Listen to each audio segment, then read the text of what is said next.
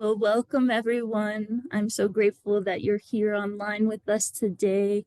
The structure of this event will first be introductions, then a program with Karen Chrappa, and lastly, time to take questions and comments. If you have any technical difficulties, please feel free to type in your concern in the chat box and I will meet you there. To ask a question or make a comment, please raise your hand to be unmuted or type it in the chat box or that Q&A box, and we will address your questions at the appropriate time. We got a lot of hellos. Katie Wilkes, whoop, whoop, Oh, Karen. Hi, hi. Aunt Karen from Ariel. Sandra My, is here. Hello, Karen. Lots of love for you, Karen. oh, wow. I'm sending the love back. Thank you. Thank you. Really. Well, let me introduce Karen Chrappa for everyone here, those who don't know her and those who love her and are here for support. Karen Chrappa, a holistic physiotherapist, has served thousands of people on a healing path woven from a lifetime of dedicated studies in ancient and contemporary medicine ways. She has traveled extensively with the shamans um, of the Andes to awaken the divine feminine. Born in New York City, she currently resides in Abiquiu, where she serves the rural communities of northern New Mexico as a physical therapist. You can learn all about Karen Chrappa at karenchrappa.com. Beyond Fear, A Woman's Path to Enlightenment, um, Karen Chrappa's memoir. It all began with a prophetic coca leaf breeding in the high Andes of Peru when Don Andreas, um, a Carol shaman, saw a book in leaves and urged her to write it.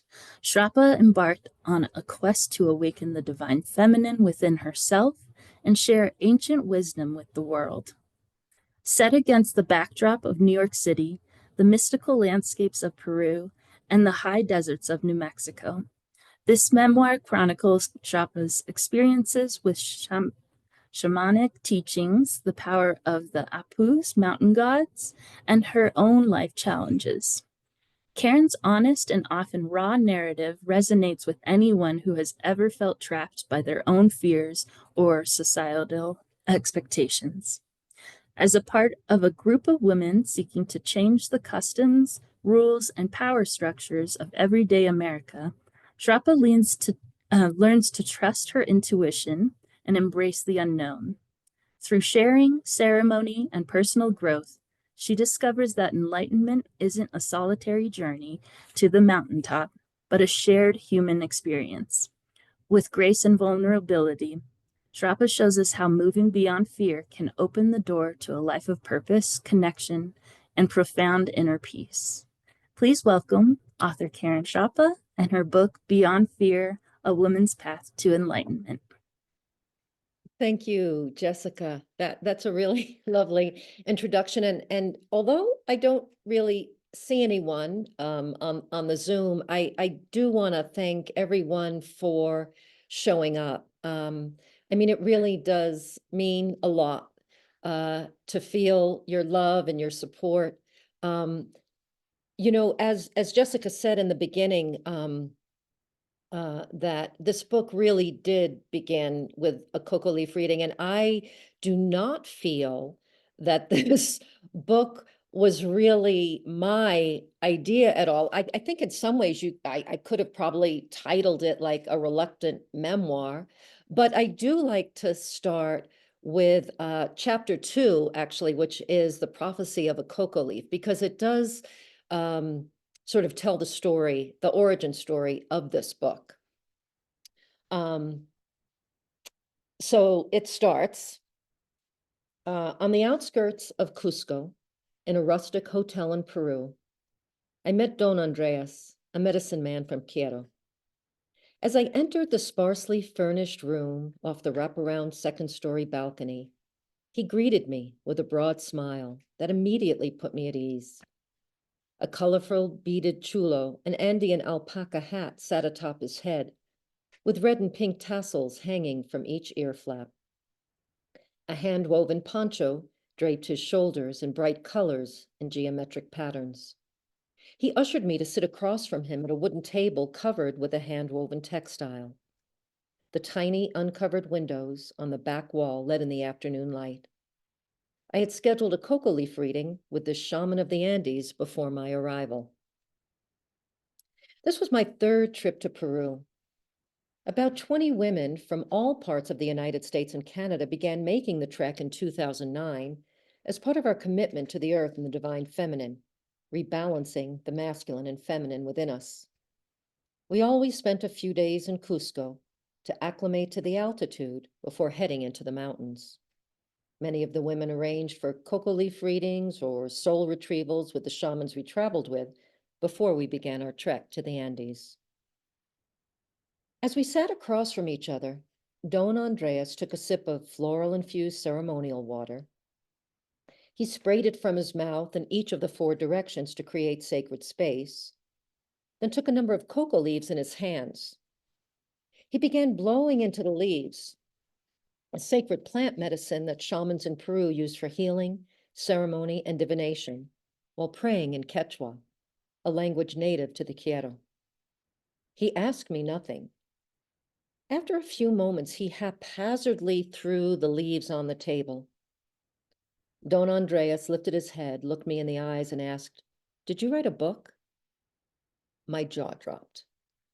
How could this shaman from the remote mountains of Peru know anything so specific about me, about my obscure self-published book? I had written a structure for spirit a few years earlier as a guidebook to help create a daily practice. There was no way he could have known anything about it. And yet he had not asked about something general like family or faith, but a particular thing I'd done that not very many other people did.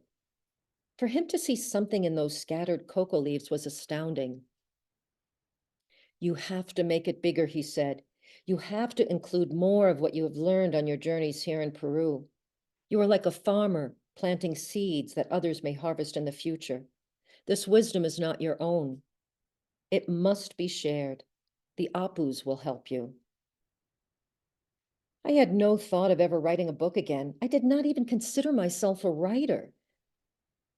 And even if I did decide to write another book, how on earth would the Apus help me?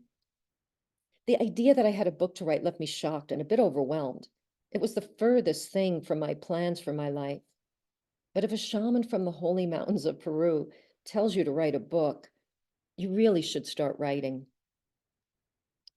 So to me, in some ways, although this book had a lot of stops and starts over the 12 years that it took me to write it, I really think the thing that continued to propel me to come back to it was the regret I would have.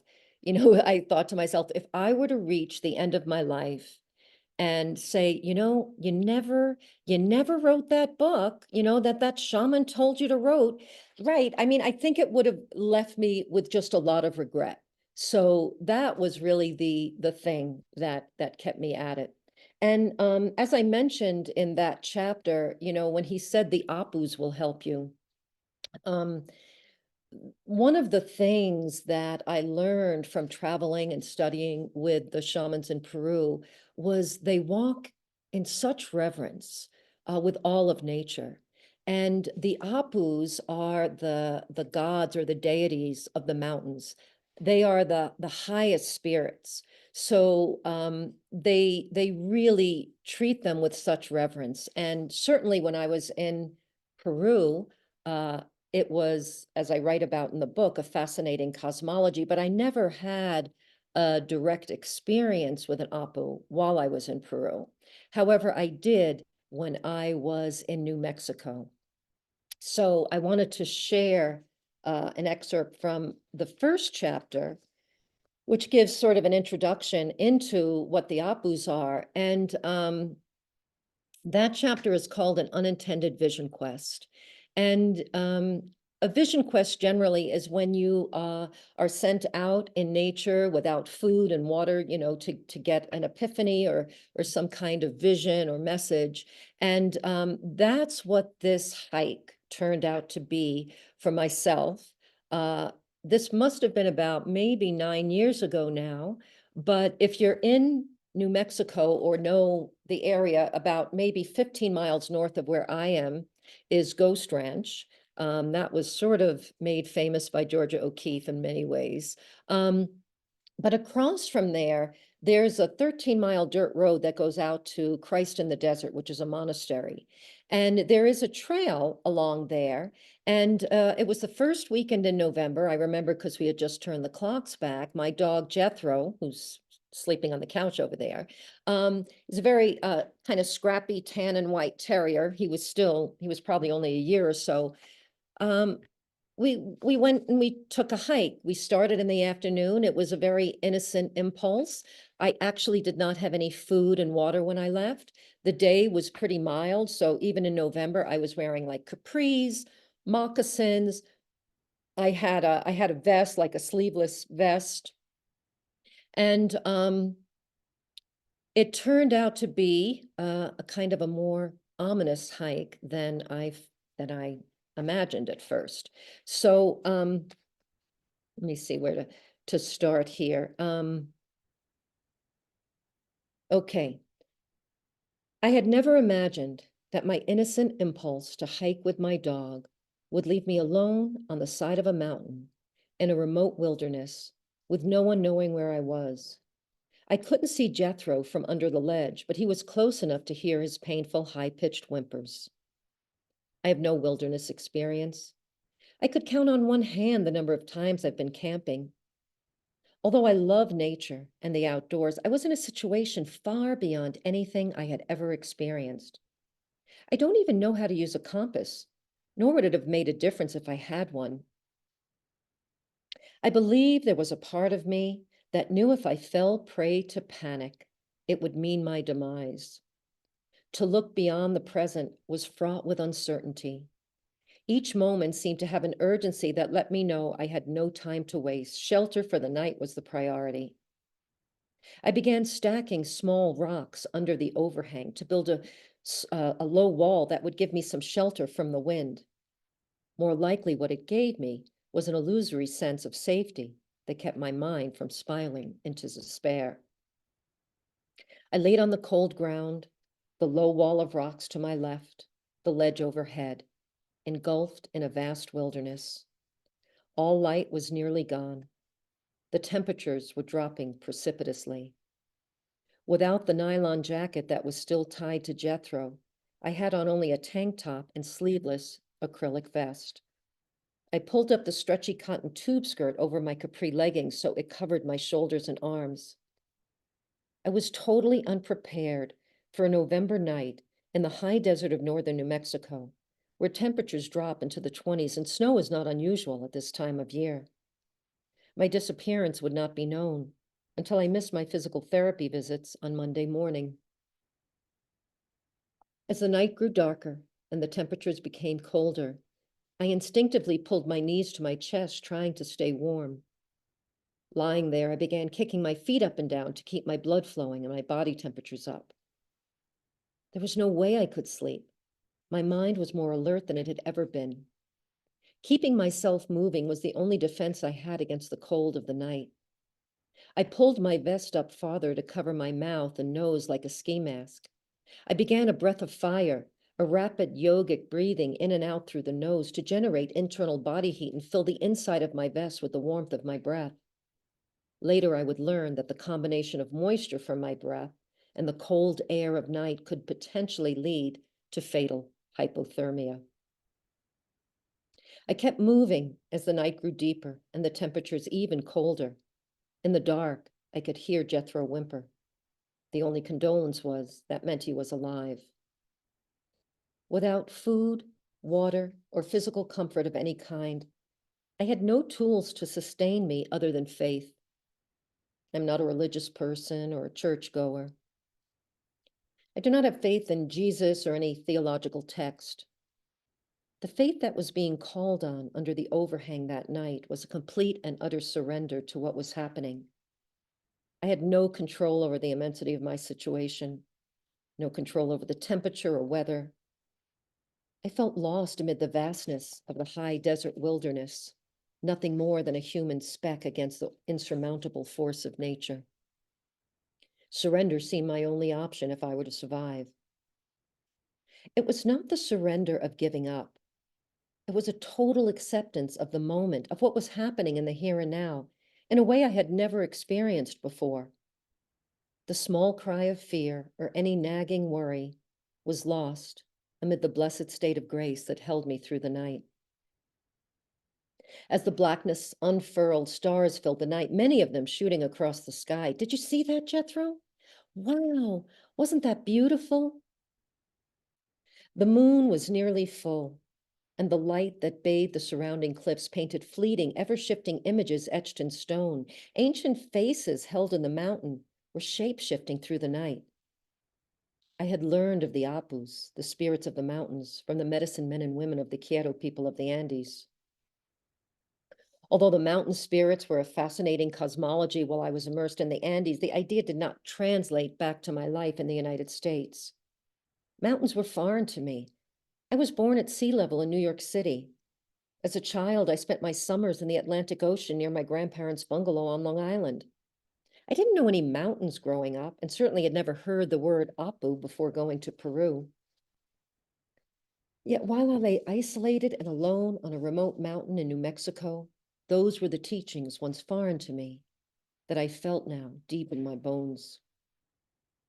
Bathed in moonlight, under a canopy of shooting stars, I endured conditions I had never imagined, held, by what I would soon learn was an Apu. The night lost all sense of time. I was utterly alone, and yet at the same time inextricably woven to a sense of being one with all things. I watched a kaleidoscope of changing images as the moonlight reflected along the ledges and crevices. It seemed as if veils of ancient stone were parting to let me look deeper into the recesses of the mountain.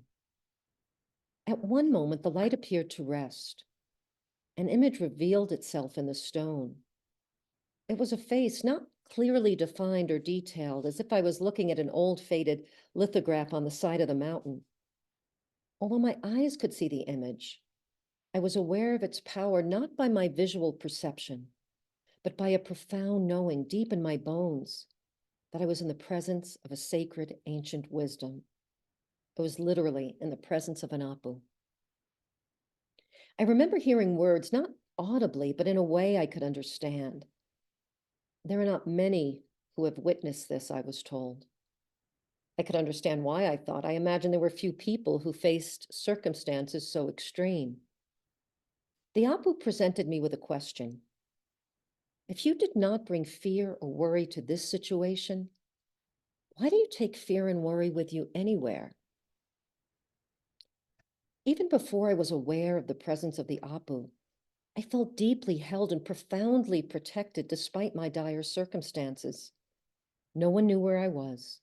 The only thing keeping me warm in the harsh cold of a November night was pulling up my tube skirt around my shoulders, lying on my back with my knees against my chest, continuously kicking my legs up and down and breathing rapidly into my vest. But this deep sense of being held wiped away any fear or worry. Fear is my baseline, my resting state, the place from which I build my life. If I was not afraid here, but there was so much reason to be, why am I afraid anywhere? So that was one of those moments in my life that really is a touchstone, meaning it's a place that I often return to. And we all, I think, can look back on certain circumstances or life events and, get through something and use that as markers in some way. I cannot say that that experience completely eradicated fear from my life. And it was interesting because I was actually talking to Jessica, before we started. And I had asked her about maybe reading a certain thing, which I haven't read publicly, because I do have some fear or apprehension. In some ways, yes, when I write it, I can kind of, it's like hidden in the book and somebody's reading it privately. But, for me to speak it out, it does kind of bring up fear. So Jessica assured me that this was a safe space. And there are two chapters in my book. One is called The Road to Motherhood, and the other is called A Sovereign Right to Control Our Body. And my road to motherhood, or I should say my reproductive life cycle, was really bookended by abortions. And I do talk about them in the book. That's not what I'm planning to read to you today. One, I was a teenager, and one, I was a mother of two. I had a miscarriage. I dealt with secondary infertility. My oldest daughter was adopted from Korea. 3 months after she was home, I was pregnant with my second daughter. So, I share these stories in the book. But what I did want to share was what it felt like when I learned that Roe v. Wade had been overturned. And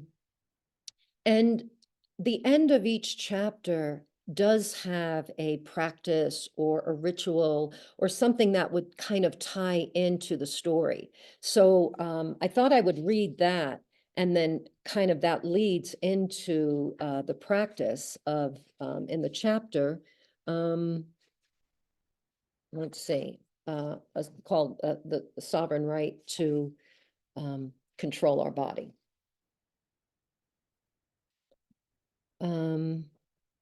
Okay.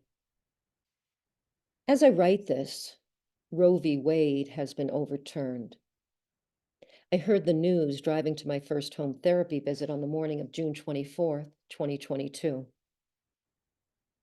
Although there had been hints it would happen, I still thought it was impossible. I felt as if some new horror was holding me down. Alone in my car, I screamed. A primal scream that felt as if it reached back in time to every woman who has ever been held down and held back at the hands of a patriarch who must dominate in order to control. Although the contrast could not have been more stark between the two choices I made to end an unwanted pregnancy, being unable to make that choice at all had never occurred to me. At the most basic level, there is no act that can disempower a woman more completely than to take away the right to control her own body.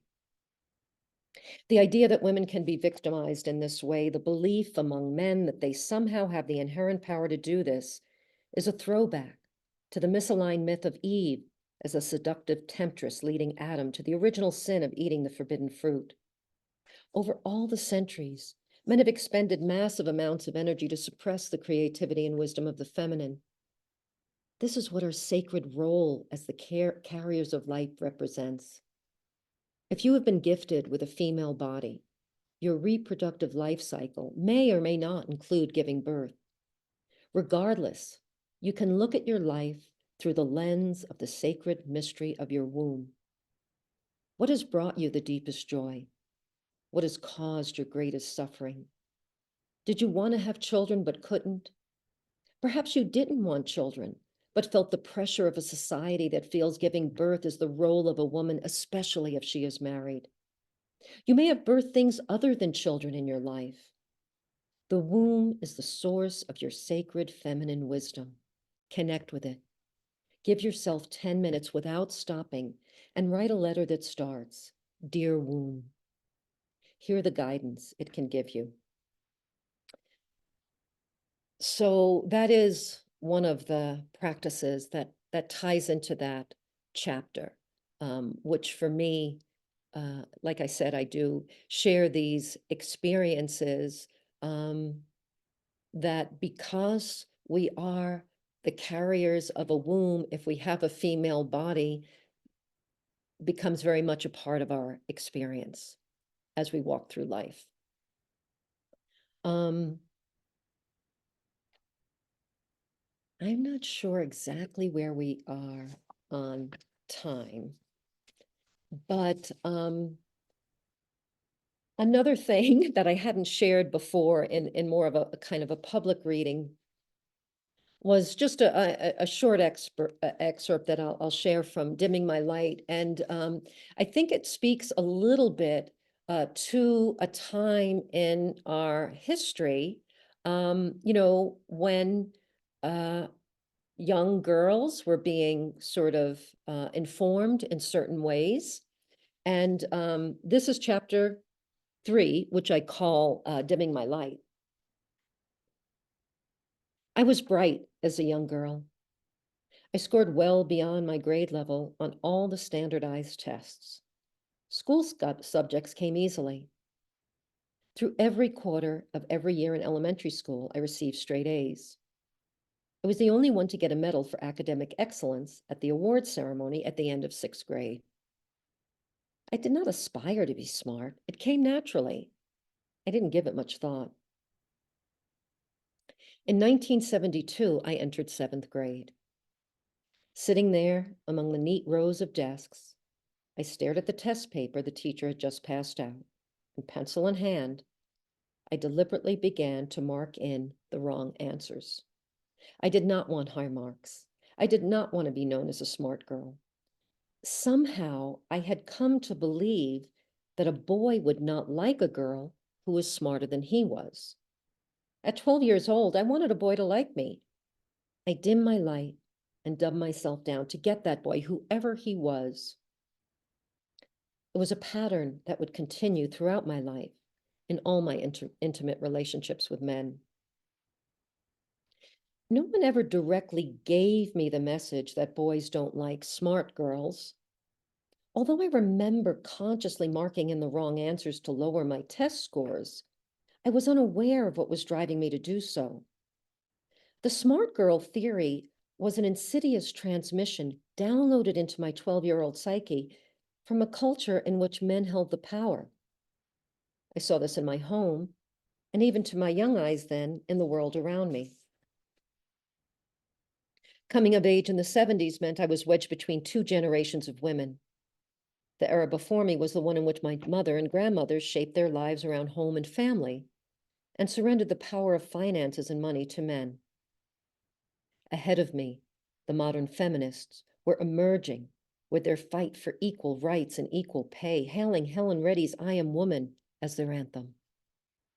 Our Bodies, Ourselves was the pioneering oracle, bringing the previously taboo topics of women's health, sexual independence, and reproductive rights to the masses. So, I'm not really sure of the age of the Zoom audience that I am reading to. So I don't know if some of this will resonate. I mean, I can still hear the words to "I Am Woman" in my head, and certainly that book, "Our Bodies Ourselves," it was really an oracle in many ways for me as a young woman. Um, Let me check here. I think one other thing I wanted to share, because I think this also speaks to a time in our history when not maybe young girls were treated a certain way, but we treated people that had disabilities in certain ways. And I write this in the book in the context of an inspiration for me, which I didn't even realize at the time, to become a physical therapist. And this story has to do with my Aunt Tessie, who was born with cerebral palsy. Tessie was my grandfather's sister and had been born with cerebral palsy. I saw pictures of her when she was young and still able to stand. As her life progressed, she lost her ability to walk and was ultimately confined to a wheelchair. When I was a child, she was living in an institution since our family could no longer care for her at home. We would go to visit her on Welfare Island, which is what it was called until it was renamed Roosevelt Island in 1973. We drove over the bridge from Queens to Burt S. Kohler Hospital on the little island in the East River. There I would hold my grandfather's hand as we walked the dark halls to the room she lived in. The walls were bare, except for the tiny windows covered in metal bars, making it feel more like a prison than a hospital. What terrified me most on those visits were the people strewn through the hallways. Many were slumped in wheelchairs, held in place with belts, drool dripping from their open mouths. Others were lying on their backs, strapped atop gurneys, staring blankly at the ceiling. Indistinct groans bounced off the concrete walls and seemed to shout out the agony locked inside the twisted bodies, making it feel as if I was walking through halls of the living dead. When we entered her stark room with hospital beds lining the wall, my Aunt Tessie was the first sign of light. Her twisted smile and unintelligible grunts let us know how excited she was to see us. On top of the bed sheets was a worn piece of plywood no bigger than a modern-day laptop, with chipped and faded letters of the alphabet painted on one side. With spastic movement, she pointed her twisted fingers at the faded letters to spell out words to try and convey the thoughts and feelings locked inside her. At 5 years old, it was a game I delighted in playing with her. Although the contorted body she inhabited destined her to such bleak and dire circumstances, she emanated light. In that light, I was bathed in hope. And truly, I mean, it was a time, this was the early 60s, where people like my aunt really were warehoused. Like that's literally what we did. We kept them in these institutions, pretty much medicated. But beyond all that, she truly, I just remember her really being the source of light. And I think all of us, and I probably didn't find out until much later in life as we became adults, like how much of an impact my Aunt Tessie had on all of us for different reasons. My sister Michelle, if she's on the call, actually became a nurse, and she attributes that to those visits to Welfare Island when we would go see my Aunt Tessie. So when I first came to New Mexico, I landed in TRC, or Truth or Consequences. And I write about that in a chapter called Truth or Consequences. But coming from New York City, there were so many things that felt so, well, like I was just totally out of my element. And one thing which would seem simple was trying to find patients' homes, because I do home visits. So here, I'll share this snippet from that chapter, Truth or Consequences. Learning to navigate the remote rural terrain of New Mexico may end up being one of my life's greatest accomplishments. My territory included a 100-mile radius, heading west to Winston, north to Monticello, and south to Hatch. Directions from the office to patient visits would often read, turn right off the county road. When you see a large cottonwood, cross over the cattle guard and follow the arroyo. Once you pass the old sawmill, look to the right for a tan double wide. Coming from New York, I had no idea what any of these landmarks were. I began second guessing my decision to move to New Mexico. After a lifetime of navigating an urban grid where GPS could find any address, the rugged, open landscape left me feeling I'd gotten in way over my head. How would I find patients living in homes without numbers, along dirt roads without names? I didn't put this in the book, but literally one of my most favorite memories of trying to find a patient home, I will say, I'm pretty good at it now. And that's without GPS, because it really doesn't work. It'll take you somewhere where, you're not meant to be. But I had moved to Abiquiu, and I was looking for a home in Cordova, which is north of Chimayo. And I was having a hard time finding the home, probably like 10 years ago. And I called the patient, and he knew right where I was. So he's like, just stay there. I'll send my son. And on occasion, sometimes that would happen, a son or somebody would show up, to sort of guide me in. And so I waited for the son, and he showed up galloping on a horse. It was like, I don't know, just one of the highlights, honestly, of making home visits around northern New Mexico, because something like that never happened in New York. So I have really become very endeared to serving these communities in northern New Mexico. Um, and there's one other story, and maybe I would end on this. This was a woman. Let me see, where is she? Okay. Um,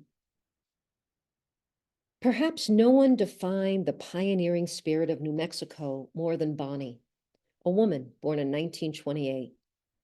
I was seeing her because of difficulties with balance. As I entered her home, I was struck by a photo on a round wooden table draped in lace trimmed cloth in the corner of her living room. It was her, Bonnie wanted me to know, in the 8x10 black and white photograph at 20 years old. I never would have recognized the frail woman in front of me wearing a wig and housecoat as the timeless beauty in the frame. In the photograph, a young woman was looking back over her shoulder. Long, dark, curly hair ran down her back. Her lips were full and slightly parted. Even though the photo was black and white, you could tell that her lips were painted a deep color. Absolutely stunning, I told her as she held up the photo. I was a local beauty queen winner, she said proudly. Her parents had never let her leave their little Texas town to pursue a beauty career such as modeling, but Bonnie had bigger dreams to follow. On one visit, I guided her into a half-moon yoga pose, stretching her spine while supported against the wall. She said it reminded her of the tricks I used to do on my skates. In southern New Mexico, I asked, "Where did you find ice for skating?" "Oh, no, I didn't skate on ice. I used wheels." "There were two things I wanted to do in my life," Bonnie said matter-of-factly. "One was skating. The other was flying planes." "Flying planes?" I asked incredulously. "Who taught you how to fly a plane?" "My husband bought a plane, and I just taught myself."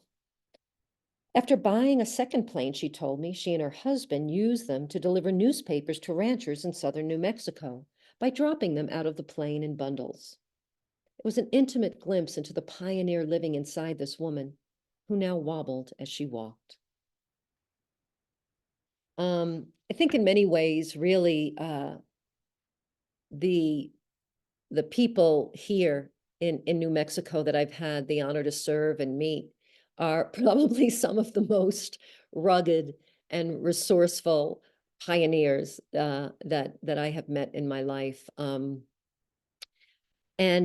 So in Truth or Consequences, I do share some of those stories because it is an honor and a privilege to step into somebody's home at a time of crisis and feel like there's something that you can offer to help them, recover or regain some ability that they may have lost. Um, so I did, again, I'm not really sure where we are on time. There was one thing that I kind of wanted to introduce or close with, maybe before we have question and answers. Is that Yeah, seem Karen, that's totally fine. okay?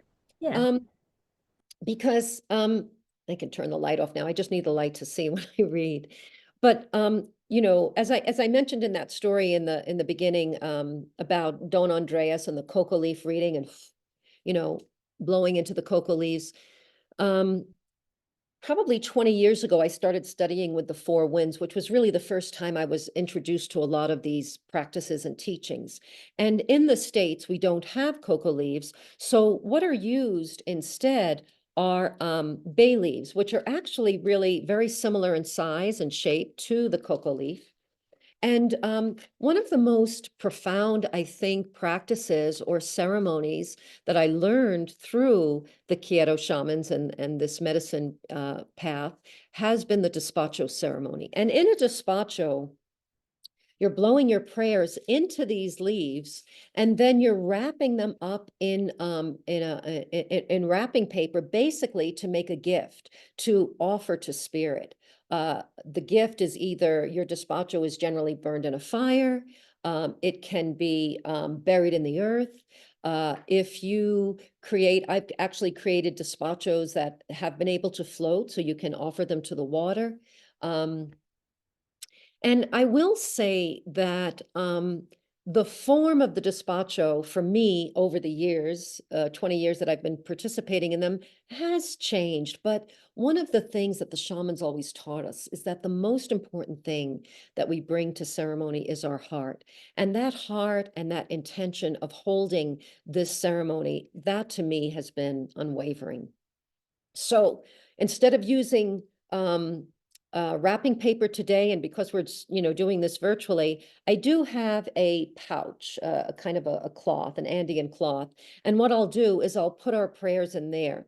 And the way the prayers are held in coca leaves is through the breath.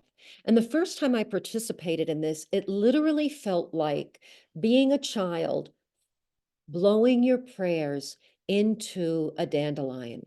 And to me, that is the essence of the way shamans pray, is they hold a prayer, they hold an intention, and just as we, like the innocence of a child, they blow those wishes into the cocoa leaves or the bay leaves, and then they set it free. Like as a child, you would make a wish, but then you didn't worry, like, oh, do I have enough money for that to actually happen? Like, how can I make that work? Like, what? And it's not about calculating our prayers, wishes, or intentions. It's about letting it go and allowing spirit to do the work. So I do in the book share certain um, circumstances where the despacho actually had a really profound impact on my life, and really in many ways altered the course of my life.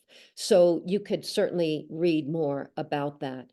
But in closing, what I would like to do is kind of strip down that ceremony. And again, I can't really see anyone. And the truth is, ceremony works at the energetic level, so we don't have to be physically present. We are working through the power of prayer and intention.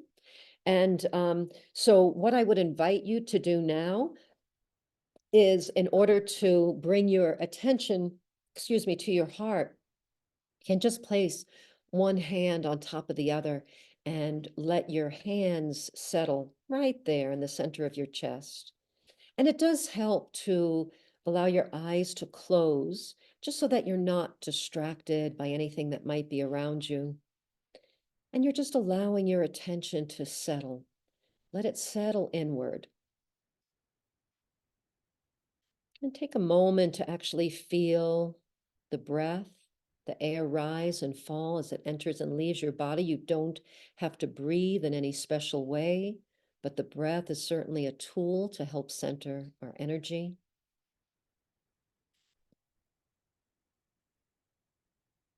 And as we allow our attention to drop and settle into this heart space, again, from the teachings of the shamans, we always start our ceremony with gratitude.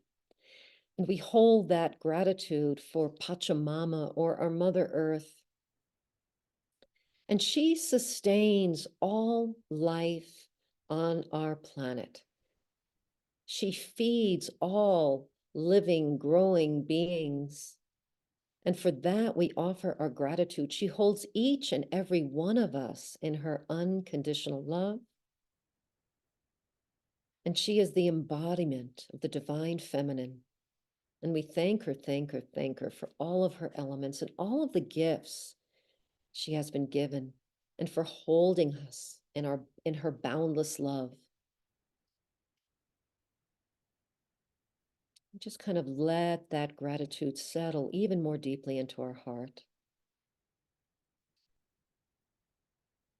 And to balance that feminine energy, the shamans look above to what they call Inti Tai Tai, Father Sun, the light that rains upon us.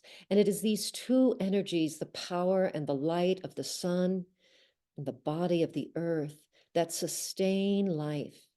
This really sacred dance between the feminine and the masculine that hold and sustain all life. And we are grateful as we look below and as we look above.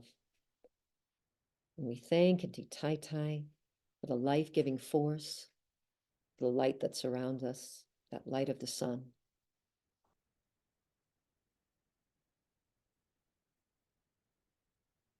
And as we imagine these two energies, the power of the masculine, the power of the feminine, we feel them intertwine and dance and settle in a balanced way in our own heart.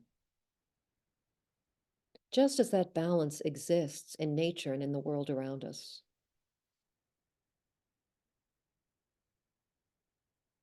And then we hold gratitude for anything that we are grateful for in our own lives, be it our family, our health, the roof over our head, our animals, our pets, whatever it might be. We give thanks for the blessings, for the gifts that have been bestowed upon us in our own life. And we say, thank you, thank you, thank you.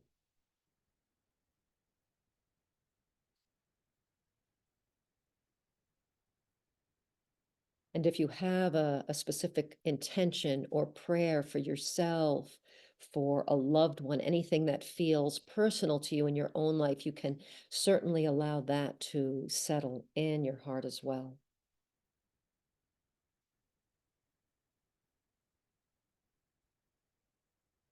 Thank you, thank you, thank you for this group that has come together to share their intentions, their prayers. Thank you for looking over us, for blessing us with your light from above, your love from below.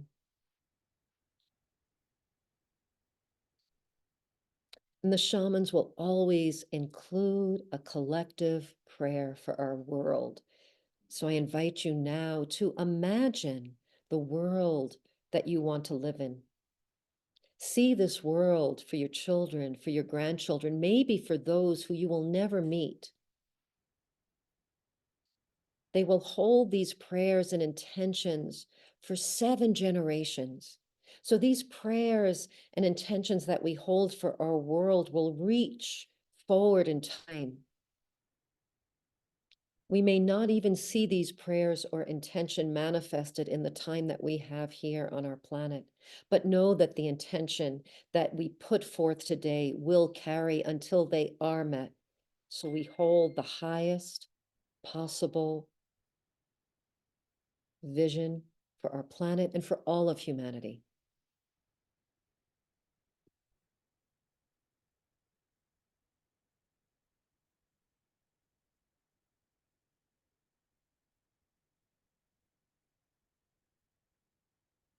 And I invite you, as you're ready, to allow your eyes to slowly open, and with your breath, holding all that is in your heart,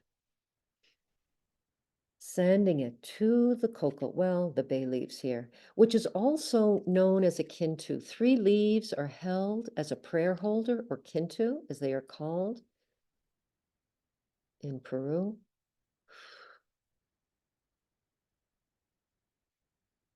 Again, sending those prayers just as you did as a child, blowing your wishes into the seeds of dandelions.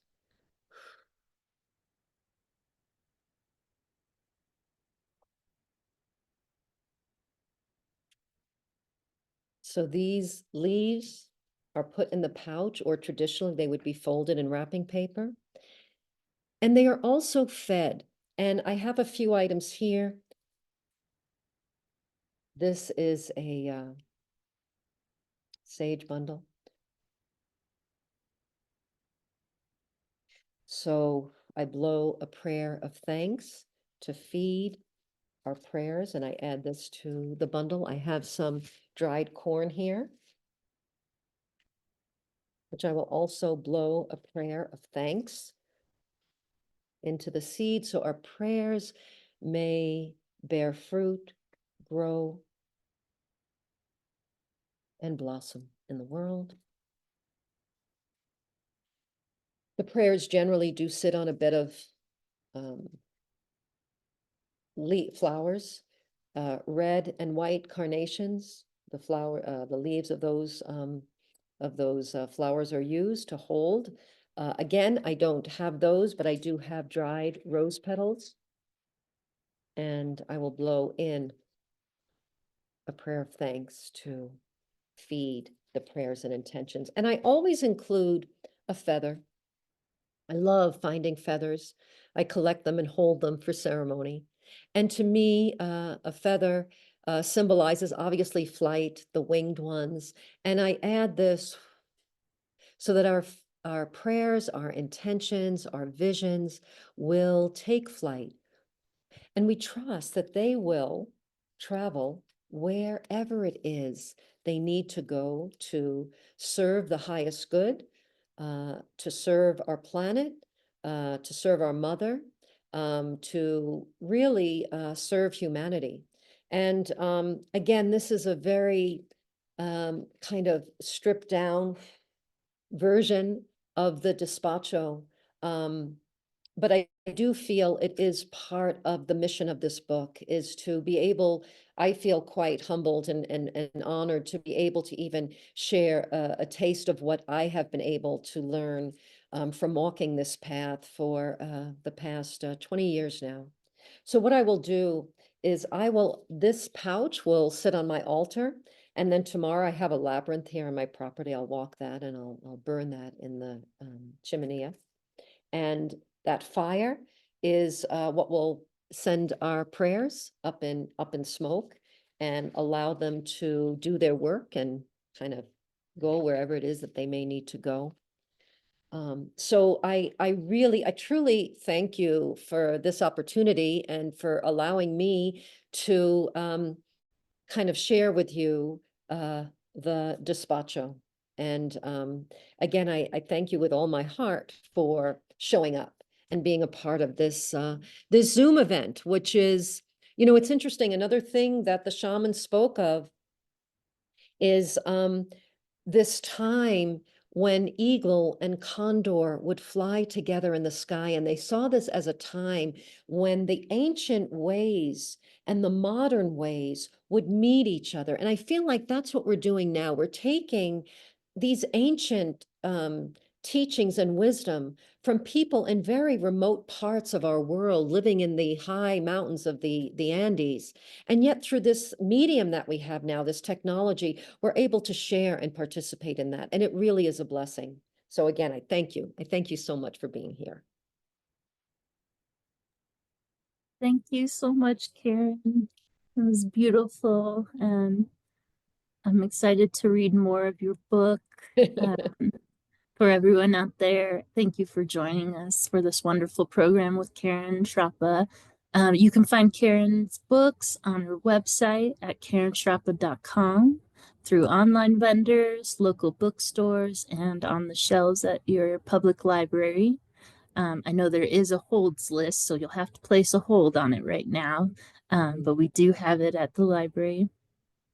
Let's see what we have in the chat. We have several people thanking you, of course. Profoundly moving, says Terry. Beautiful Karen, thank you for sharing your gifts and wisdom. I feel the sacred spirit, from Katie. Let's see. Wow, powerful and beautiful. Thank you. I can relate so much. Christ in the desert in Pecos. I came here in the 70s and as a visiting nurse drove all over the place. The wisdom and creative power of the womb and on. Thank you, Karen, for a wonderful webinar. Love Marshall and Michelle. Thank you so much. Deeply moved from Tamara.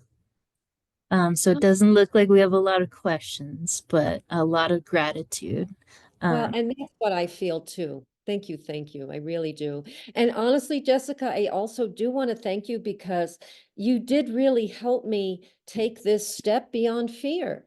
I was, in terms of reading certain things that I've kind of felt a little bit apprehensive of. So again, I am grateful to you for that because that's really what it is. We're always looking to kind of step beyond what is it that might be holding us back. And even those little steps I mean, I feel lighter. I really, truly do. So thank you. Thank you. Lightens all of our load and being able to relate and um, through you being brave, others will get beyond the fear too. And libraries are a safe place to Mhm. share your story. So I appreciate you and I appreciate everyone being here. There is one hand raised. Where are you? Steve, let me unmute you. Let's see. Allowed to talk. All right. You can unmute yourself, Steve, to ask a question if you'd like or make a comment.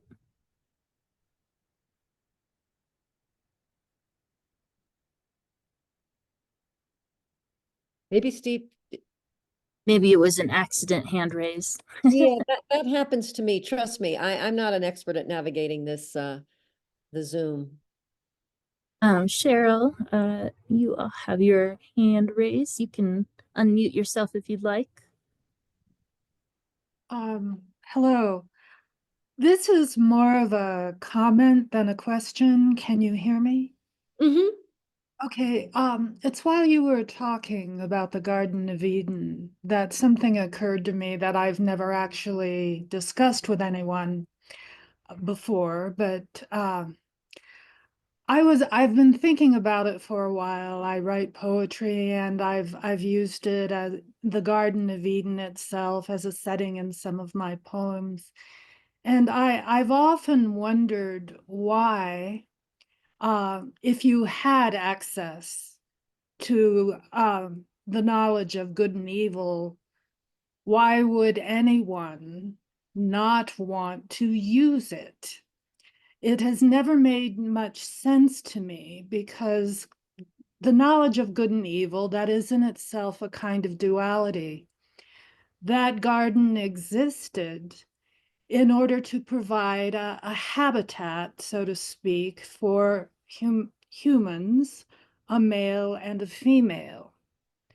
So why, if the intent was duality, why deny uh, the knowledge that would explain such duality if the intent was not there to begin with, that we eventually leave Eden, take the garden with us, and claim that freedom and that knowledge and that wisdom for ourselves. It is, like I said, a comment. I realize that this is a metaphor, but it seems to me that in these stories there's some truth. Hmm. So why would you say no to that? No, I would agree. I think that's the human experience, everything uh kind of does exist in both dark and light. And I actually the second to last chapter is called The Way of Darkness because after, I mean the theme of enlightenment does sort of, ring through the book, but like sometimes, and even in myself, I always thought it was about aspiring to light, and that enlightenment would be sitting on top of a mountain in nirvana, and then life would just be bliss, And really, I would say that some of the moments of enlightenment when I've really come to see something have come out of the deepest darkness, It's like get going to a place that just feels so painful or so lonely or so shameful. It's like, whoa, those dark places is sometimes those can have been many often the moments where I really get to see something a different way. So I think, yeah, we do. I don't think we're one or the other. We really are both, as long as we have the privilege of really, I think, living as a human, perhaps we transcend that once we leave our body. I don't know. I don't really know. But and I will venture to say I am not a scholar in any way. I do write a little bit about religion, but more from the perspective of I don't want to say that it sort of harmed me, but more from the perspective of at least for me growing up, it was a very patriarchal system, and how that did influence me. And the fear, it was very fear-based. Like I grew up, God was a male, he was sitting on a throne, he was up in heaven, he was looking down at me, judging, looking for like that was my perception. That's the kind of, so I'm not saying that I'm kind of any scholar at all when it comes to religion, but I appreciate your point, but I think even in that story, though, it was more to highlight that somehow women, like in that story between Adam and Eve, like Eve comes out as the one, like the woman comes out as the one that is the evil one. That is kind of my point as well, because she was the one who ended up bearing children, not Adam. Hmm. No, she's the one who is offering life to the rest of the world, not Adam. Hmm. Right. And men have always been a point and shoot kind of thing, for me. Anyway, it's something, thank you for your response. It's something I've wondered about Hmm. quite a bit. Yeah, Be I think, And oh, not well, in a scholarly way, just yeah. And I do, and this is going to sound really strange. I do hope it's changing because I do make a reference to like even growing up with the idea of a princess, like as a child watching the movies, like that was the goal, as a young girl, marrying the prince, that was that's, what you kind of aspire to. And I am a grandmother. I have a 3-year-old granddaughter. So I'm watching some of these kind of movies again. And I have to say, oh my God, like these young princesses, like they're not attached to the prince. They're out there as their own heroine. And so that does give me some hope that the stories, because it makes a difference. It really, really does. I mean, I can say that now because, of where I am in my life, but I didn't realize as a child what was happening and what was informing me. And in some ways, it also, I don't want to get into a soapbox about, the whole like information overload that we're experiencing, but what we are fed as a child, even collectively like that, from TV show, all of that, it makes a difference. So anyway, I am a little inspired that maybe there is hope for women, and stepping into their power, not to dominate but to be in this harmonious balance, because you do need both. Women aren't here to dominate, men aren't here to dominate. It's definitely energetically something that requires a balance, a harmonious balance. So that's what my prayer is, and my hope and intention is that we're, holding that. Maybe I won't see that. Maybe my granddaughter will. Maybe her children will. I think that we are seeing it. Women are coming into power everywhere but here. I mean, the United States, politically and Yes. artistically. Mm-hmm. Um, yes, well, I'm seeing it anyway. Thank you very much for Yeah, your, I appreciate, Cheryl. That was really beautiful, everything that you had to offer. Thank you. you are welcome.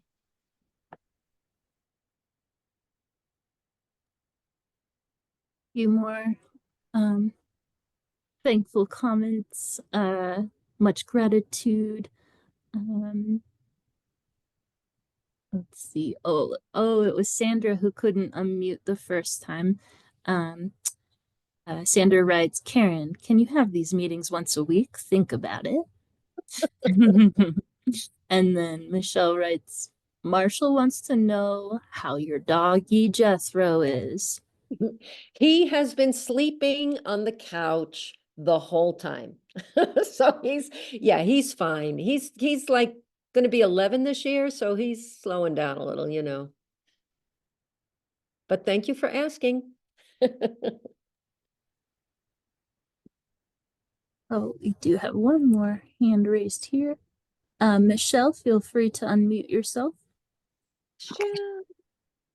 Hi, Karen. How are you? It's Marshall. Marshall, hi. How's it Wow. going?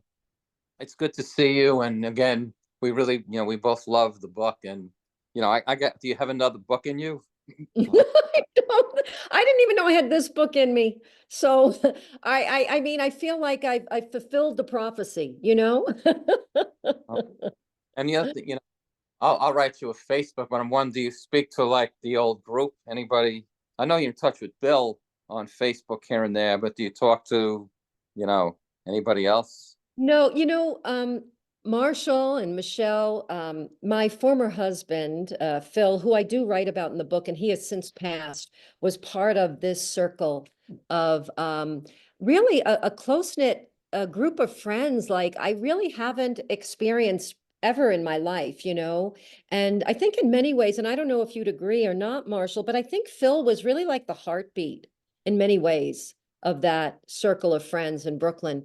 This was my former husband. He had, grew up with this group of guys. Everybody was kind of getting married around the same time, having kids around, so it was really at least for me too, a beautiful time. And I do write about his passing, but I know Donna has read the book and Allison, and beyond that, I'm not really sure if anyone else has.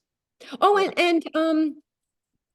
Oh, uh, and Bill Yes, absolutely. Yeah, he and loved it. because I Yeah, write we talk about him. all the time on Facebook. We want to go to Poland and visit, one of these days, but we'll see. Wow. Yeah. Wow. When are you coming? Are you coming east anytime soon? No, no, no. It's Michelle. I want to visit you in New Yeah, Mexico. that might be even more.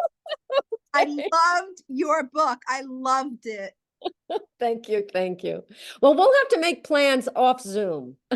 Yeah. Oh, all right. It's nice seeing you tonight. Anyway, Karen, I'll be in. Oh, gosh. Thank you so much.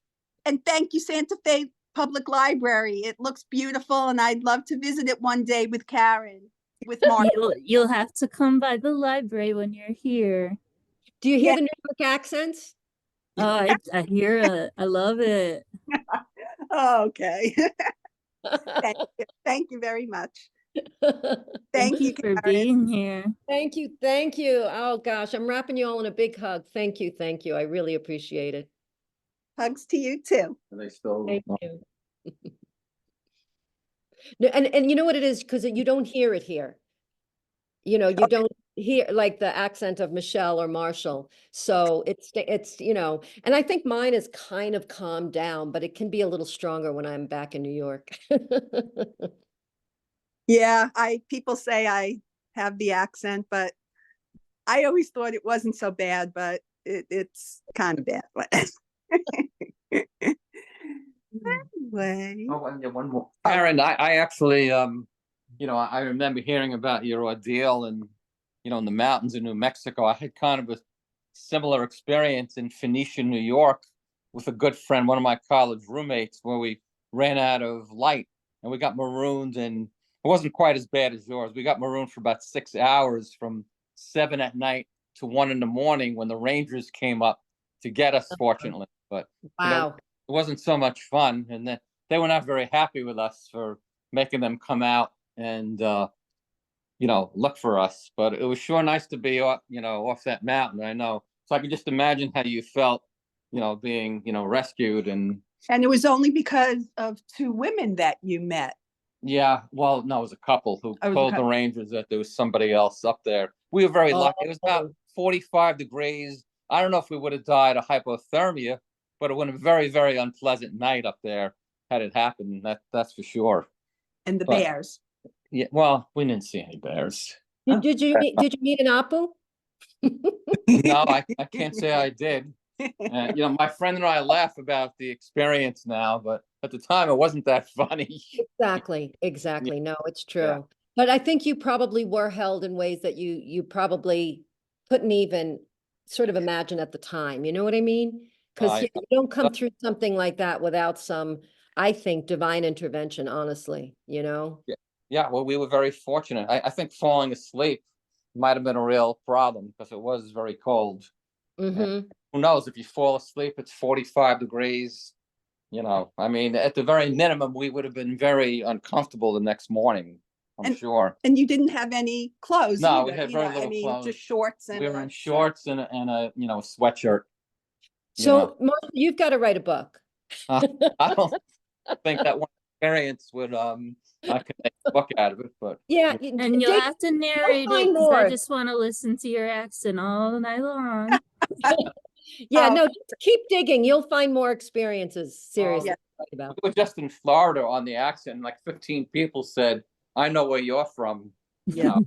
But Karen, you speak and you write so eloquently. Thank you, thank you, And- thank you. I appreciate that. Mm. Yeah, it really, I think I'm gonna read the book again because I read it like maybe 2 months ago and I enjoyed hearing your excerpts and I'm gonna read it again. Oh, wow. Okay. Thank you. Thank you. I'm telling you, it means a lot to me that you are both here. Thank you very much. Really, it does. It Yeah. kind of, it's like that thread. It sort of takes me back to this other time in my life. I have to say, I took my daughters to India, not that this is in the book, but I was 42 and I had a Vedic astrology reading. And Oh. the gentleman who did the reading said to me, at 52, you're going to write a new book in your life. He said, not a new chapter, a new book. Of course, I had no idea what he was talking about. But, you know, that's when I moved here. And so it is pretty remarkable, you know, because that is what it feels like. So, you know, the conversation with you and hearing you and kind of bringing me back, it does feel like another book in my life, not even just another chapter. But yeah, it's beautiful. Thank you. Oh, so you have to write about India now. Yeah, no, no. Wow, that must have been amazing.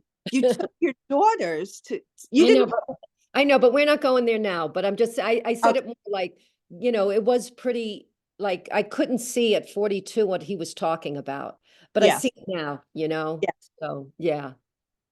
And it is amazing that you saw this to fruition, if that's the word. Yeah. Thank you. Yeah. It was, yeah. Yeah. It was a I lot. would love to go woofing and write a book about it. If you know what woofing is, working on organic farms. But Oh, I I didn't know feel like that. I'm too old. But actually someone else has written a book about that, but my perspective would be a little different, but Mm-hmm. ever. Anyway, okay, maybe you can go woofing, Karen, and you can write the book. That's not happening. I know that, but Okay, well, we'll let you go, and thank you so much again. Mwah. Mwah, mwah. Love you. Thank good you.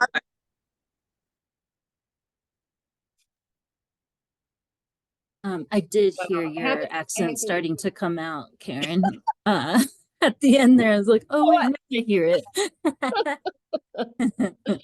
That's Well, a funny. million times thanks for sharing today, Karen. We'll have to have you in person. We're gonna get your New Yorker friends here in New Mexico, and we'll have a book club. I'm very grateful to you. Thank you for doing this with us at the library and our community. I appreciate it so much, Jessica. Thank you. Thank you. I really, really do. Thank you. Everyone, take good care. We'll see you at the Yes. See you at the library.